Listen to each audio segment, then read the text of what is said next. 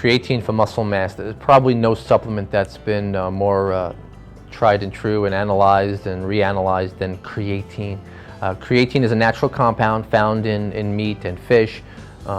It is basically made up of 3 amino acids, but it's probably best taken in powder format and taken supplementally because your body needs to be saturated with creatine in order to get the results that you're looking for. By that I mean, this is an extremely important point, creatine is a cumulative supplement and not an acute supplement. And that is to say, in other words, an acute supplement would be something like taking possibly a caffeine capsule or drinking a cup of coffee. If you take a caffeine capsule, you're going to get the results immediately. You're going to feel energized. You're going to feel that caffeine capsule working in your body, and then a short while after that, when it dissipates, you're not going to feel it anymore. It's different with creatine. Your body and your cells, muscle cells in particular, need to be saturated with creatine. And in fact, 95% of the creatine in your body, it resides in your muscle tissue.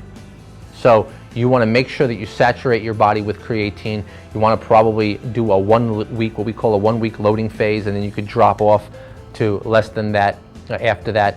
Creatine also works extremely well when taken, and it should be taken with juices or a high glycemic carbohydrate source, because it works extremely well with insulin to allow it to get into the muscle cell itself quicker and more efficiently.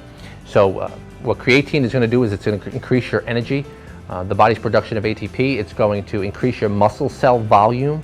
It's going to actually increase your body's ability to get stronger and harder contractions.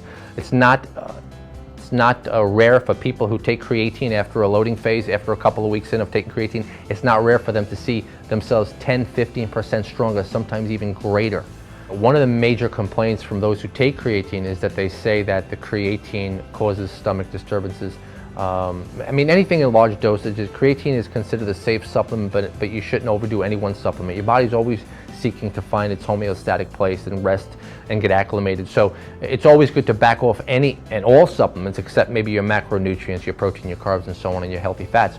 But with regard to creatine, you want to make sure that you're trying a few different types of creatine. Don't just try creatine monohydrate, which is the one that's most often cited in statistics and studies, because that one tends to cause some serious, as I said, stomach disturbances. People who try that find they're spending more time in the bathroom than they are in the gym, in which case you might want to try a creatine blend, which is creatine ethyl ester, creatine malate, creatine monohydrate, all in one form. There's also another form of creatine, crealkaline, which is a pH buffered creatine, which I've been taking for years, and I recommend to all my clients, because you can get creatine in pill form and in capsule form and in powder form. It's always best and more efficient and cheaper to take it, if you can, in powder form, especially creatine, because you can mix it with a high glycemic juice like a grape juice or something and drink it right down without a problem.